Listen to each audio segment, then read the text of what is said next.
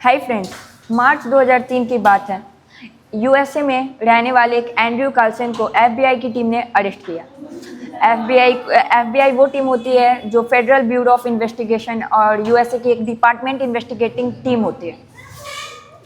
Andrew Carlsen को जब गिरफ्तार किया गया तो बहुत सारे न्यूज़ चैनल्स, न्यूज़ रिपोर्टर्स ने ये दावा किया कि वो टाइम ट्रैवल करके फ्यूचर से पास्ट में आया था।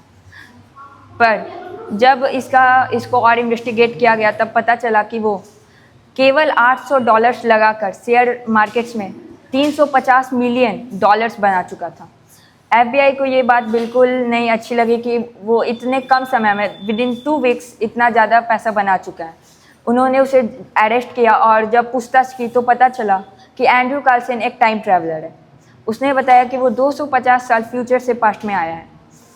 जब इसकी और इन्वेस्टिगेशन की गई तब पता चला कि दिसंबर 2002 से पहले उसका कोई रिकॉर्ड्स नहीं मिला था और 3 अप्रैल 2003 को कोर्ट में बुलाया गया बेयर हियरिंग्स के लिए, पर वो गायब हो गया। तो क्या वो सच में एक टाइम ट्रैवलर था? तो टाइम ट्रैवल एक ऐसी चीज़ है, एक ऐसा फिनोमेना है जिस पे साइंस भी बिलीव नहीं कर पाता है, पर कहीं ना कहीं उसे साइंस को भी पीछे छोड़ना पड़ता है। टाइम ट्रैवल की शुरुआत और इसका चर्चा इन 1895 में स्टार्ट हुआ था, जब एच.जी. वेल्स ने अपनी एक साइंस फिक्शन किताब लिखी थी, the time machine. Time travel को समझने के लिए सबसे पहले तो हम लोग को अल्बर्ट आइंस्टाइन के थ्योरी ऑफ रिलेटिविटी को समझना पड़ेगा। थ्योरी ऑफ रिलेटिविटी क्या कहती है कि अगर हम लोग ज़्यादा स्पीड से कहीं ट्रैवल कर रहे हैं तो हाँ, हम लोग के लिए जो टाइम होता है वो स्लो हो जाता है। या अगर हम लोग किसी ऐसे ऑब्जेक्ट के पास है जिसका ग्रेविटेशनल फोर्स बहुत ज़्यादा है तो हम लोग के लिए टाइम बहुत ज़्यादा ही स्लो हो जाएगा।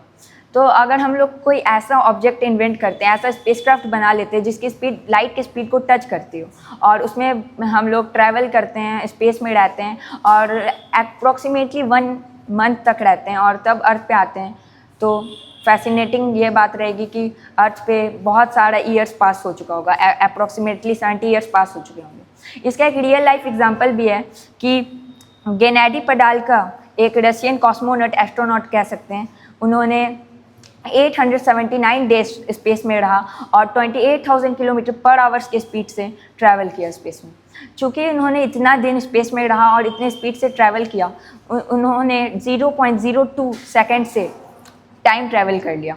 वो अभी हम लोग से 0.02 सेकेंड्स यंग है और ऐसे बहुत सारे तरीके हैं जिससे टाइम ट्रैवल किए जा सकते हैं। टाइम ट्रैवल करना केवल स्पीड पे डिपेंड नहीं करता है, ये ग्रेविटेशनल फोर्स पे भी टोटली डिपेंड करता है। अगर हम लोग किसी ऐसे मास ऑब्जेक्ट के पास चले जाएं जिसका ग्रेविटेशनल फोर्स बहुत ही ज़्यादा हो तो हम लोग के लिए वहाँ पे टाइम बहुत स्लो हो जाएगा और उसके बाद जब हम लोग अर्थ पे आएंगे और वहाँ से टाइम से साथ कंपेयर करेंगे तो अर्थ का टाइम बहुत जल्दी बीत चुका होगा। यही सारी चीज़ एक इंटरस्टेलर मूवी आई थी, उसमें भी दिखाया गया था और इससे पता चलता है कि टाइम ट्रैवल फ्यूचर में करना इन फ्यूचर और ज़्यादा रियलिस्टिक होते जाएगा और साइंटिफिक प्रोबेबिलिटी बनती जाएगी। पर क्या हम लोग टाइम ट्रैवल पास्ट में कर सकते हैं? पास्ट में टाइम ट्रैवल करने के लिए बेसिकली हम लोग को बहुत सारे पैराडॉक्सेस के सामना करना पड़ेगा, बहुत सारे अड़चने आएंगे। पास्ट में टाइम ट्रैवल तो नहीं किया जा सकता, ये एक पूरा हाइपोथेटिकल है, साइंस फिक्शन है। पर पास्ट में टाइम ट्रैवल किया नहीं जा सकता, पर उसका एक झलक ज़रूर देखा जा सकता है। जैसे एक इवेंट हॉरिजन टेलीस्कोप है और बहुत सारे टेलीस्कोप्स हैं जिन्होंने बहुत दूर जाकर लाइट को मेज़र किया है, लाइट को देखा है। बेसिकली लाइट को ट्रैवल करने, लाइट की स्पीड बहुत ज़्यादा होती है पर उसको लाइट ईयर्स के डिस्टेंस में ट्रैवल करने में भी बहुत टाइम लगता है। अर्थ से हम लोग बहुत सारे तारे देखते हैं जो billions and millions of years दूर होते हैं, ये लाइट ईयर्स दूर होते हैं, पर और वहाँ का हम लोग वहाँ के 4.5 बिलियंस ऑफ ईयर्स उससे ज़्यादा पुराने इमेजेस को देखते हैं।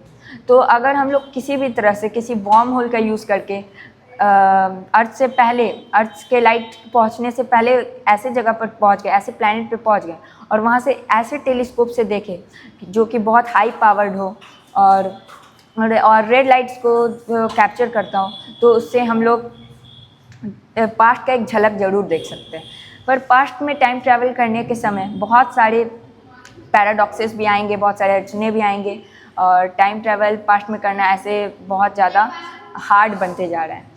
और क्या